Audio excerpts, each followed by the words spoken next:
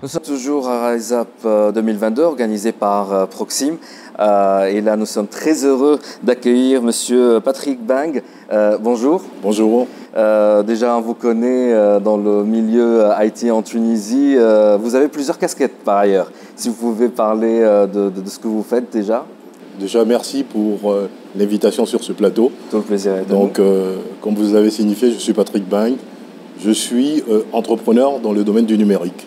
Donc j'ai une entreprise de services numériques qui est spécialisée dans le logiciel, la formation et l'accompagnement des entreprises dans leur transformation digitale. Et à côté de ça, je suis président du groupement des opérateurs du secteur des technologies de l'information et de la communication en Côte d'Ivoire, partenaire de Infotica et Utica. Voilà. Et troisième point, je pense que je suis le vice-président, premier vice-président de la Chambre de commerce et d'industrie tunisie-ivoirienne. Donc je suis dans mon rôle de créer des synergies entre les opérateurs tunisiens et les opérateurs ivoiriens, globalement dans tous les secteurs d'activité, mais en particulier dans le secteur du numérique. Et puis je suis administrateur de banque. Et vous êtes aussi le représentant Je suis le partenaire local de Proxim depuis le CITIC 2022. Voilà. Justement, je voudrais vous poser une question par rapport à cette transformation digitale-là du secteur financier. Selon vous, qu'est-ce qui pose problème éventuellement à cette transformation-là? Est-ce au niveau des régulateurs? Est-ce que c'est au niveau de la politique de l'État, s'il n'encourage pas à l'utilisation du smartphone, à l'adoption du très haut débit, etc., etc. Ou est-ce c'est au niveau plutôt de la banque, lorsqu'il n'y a pas une stratégie claire et assumée de la part de la direction générale pour que la banque fasse sa digitalisation? Ok, merci pour la question. Elle est hyper complexe parce que les freins à la digitalisation des banques en Afrique de l'Ouest peuvent être analysés à deux niveaux. Il faut regarder les facteurs exogènes à la banque, notamment les règles communautaires en matière de gestion des systèmes d'information bancaire. Il y a une commission bancaire, il y a une commission de l'Union économique et monétaire ouest-africaine, puisqu'on fait partie de l'UEMOA, la Côte d'Ivoire, qui érige un certain nombre de règles prudentielles qu'il faut respecter. Et les banques, dans leur stratégie de digitalisation, sont le plus souvent confrontées au niveau de flexibilité de ces règles. Donc, les solutions à mettre en place doivent être compliantes par rapport à ces règles. Donc, ça veut dire qu'il y a un fort taux d'analyse et de mise en place de règles de compliance vis-à-vis des règles de la commission bancaire de l'UEMOA. Un autre facteur aussi exogène, c'est l'environnement technologique. Pour faire de la transformation digitale, il faut être dans un environnement numérique sécurisé. Il faut être dans des espaces numériques sécurisés. Donc, il faut intégrer cette problématique et il faut aussi avoir sur l'ensemble du territoire une capillarité de réseaux d'accès, fibre optique, haut débit, la 5G, etc. Bon, 5G, ce n'est pas une obligation, on peut, mais il faut avoir une capillarité de réseau qui permette de pouvoir être connecté, consommer ces services numériques en tout point du territoire. Donc, la gestion du last mile, la gestion vraiment de la mise en place d'un réseau haut débit large bande sur l'ensemble du territoire. Ça, ce sont des contraintes exogènes qui peuvent être des facteurs bloquants, mais sur lesquels l'État s'engage et l'État met en œuvre des processus d'amélioration qui nous permettent aujourd'hui d'avoir et d'espérer tirer les meilleurs profits de la digitalisation de nos banques. Maintenant, il y a les facteurs endogènes à la banque. Et c'est les facteurs sur lesquels la banque peut avoir une prise. Donc déjà, la digitalisation de la banque ne doit pas être comprise comme une simple informatisation de processus. La digitalisation de la banque, c'est changer de business model, c'est changer de paradigme bancaire. On vous a dit qu'en Afrique de l'Ouest, il y a un faible taux de bancarisation. Avec le Nigeria, je crois qu'on a 35% de taux de bancarisation. Il y a des problématiques de couverture des réseaux bancaires, notamment on a moins de 3 agences pour 100 000 habitants.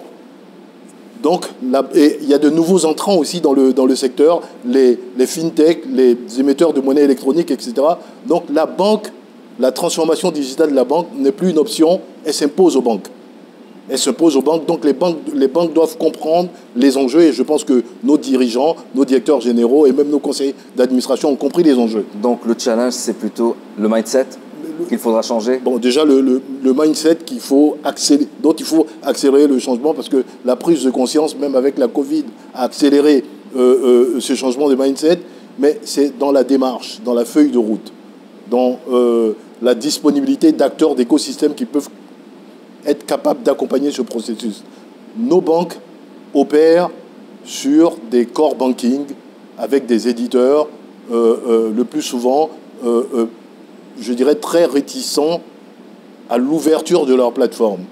Donc, nos banques doivent trouver des solutions alternatives avec des partenaires qui doivent les accompagner pour mettre en place ces processus de digitalisation et lesquels processus doivent pouvoir être consommés via des protocoles d'échange de données, des API, des web services avec le core banking. Donc, c'est toute une aventure pour mettre les gens autour d'une table pour accélérer ce processus. Ensuite aussi, il y a la culture de la banque, la culture IT, la capacité à gérer ce type de projet complexe.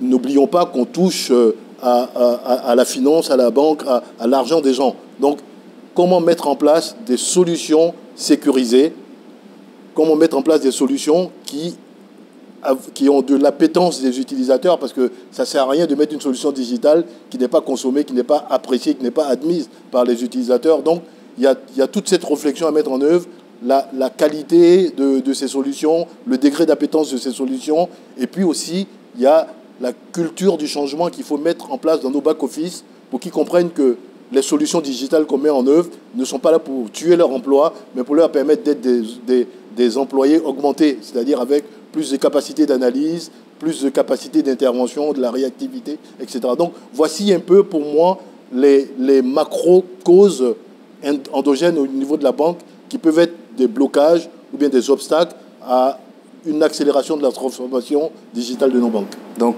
si je comprends bien, il faut agir au niveau du SI, de la politique interne de la banque, la formation des RH, et tout ça, ça a un coût. Pensez-vous que les banques, justement de l'Afrique subsaharienne, surtout du côté ouest, ont-ils cette possibilité ou cette volonté d'investir pour faire cette transformation-là? Parce que ça coûte de l'argent. Tout à fait. Mais ne pas investir, ne pas réagir, c'est se faire absorber par des acteurs. On a vu tout à l'heure, on l'appelle dans notre terminologie les nouveaux barbares, des acteurs qui viennent, à l'aide des technologies, viennent s'inviter dans le monde bancaire et deviennent des néobanques. On a vu des opérateurs de téléphonie mobile qui ont commencé par le mobile money, qui sont émetteurs de monnaie électronique, qui deviennent des banques. Donc la banque, quelle que soit la taille de l'investissement, doit réagir, doit être proactive, doit aller vers ce type de solution. Donc, ok, l'investissement, il est énorme, mais le retour sur investissement, il est gagnant parce qu'il permet d'améliorer et de rentabiliser les infrastructures existantes par une amélioration, comme on dit, du TCO, c'est-à-dire du coût des structures qu'on met en œuvre, du coût des agences, parce que ça permet de réduire le coût du déploiement des agences.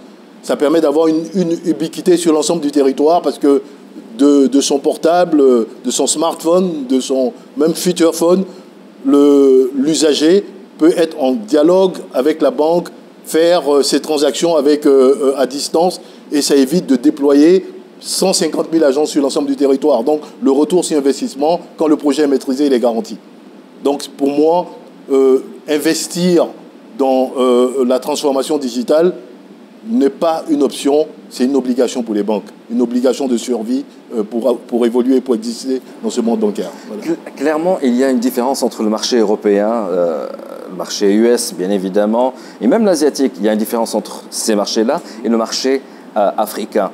Pensez-vous que la solution doit être sud-sud? Ok.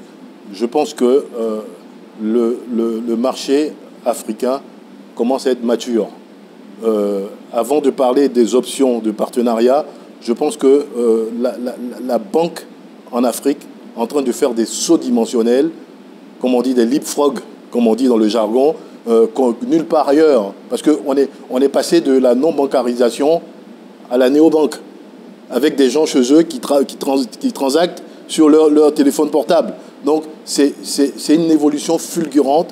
Donc, l'Afrique est prête pour ces changements, pour ces transformations, mais il faut de la collaboration, de la coopération pour co-construire les offres, pour être à mesure de pouvoir être en adéquation avec nos usages, nos pratiques, nos contraintes qui sont linguistiques, qui sont financières, qui sont culturelles, etc. Donc, ce n'est pas l'Asiatique et ce n'est pas l'Américain qui va faire les solutions de demain en Afrique. C'est entre nous, Africains. Donc, cette coopération Sud-Sud que nous sommes en train de mettre en place avec des acteurs comme Proxim qui ont compris que malgré la qualité de leur offre, le passage avec des partenaires locaux est important pour qu'ils comprennent l'alphabet du business là-bas et qu'ils comprennent réellement les contraintes de customisation, de contextualisation des solutions qu'ils doivent implémenter. Et c'est le rôle. Et je pense que il n'y a pas mieux que la coopération Sud-Sud pour gagner le challenge d'accélération de la transformation digitale des banques et même des autres secteurs d'activité. Et c'est un peu mon rôle en tant que vice-président de la Chambre de commerce et d'industrie ivoiro-tunisienne, de chercher les meilleures pépites tunisiennes et de les mettre en situation de coopération avec les pépites ivoiriennes pour être à mesure d'accompagner ce grand mouvement de transformation digitale que la Côte d'Ivoire est en train de mettre en œuvre depuis un certain nombre d'années. Très très bien, Monsieur Patrick Vang. C'était un honneur pour nous de vous accueillir et de faire cette interview. Espérons qu'on va se voir très très bientôt. Merci Waïd.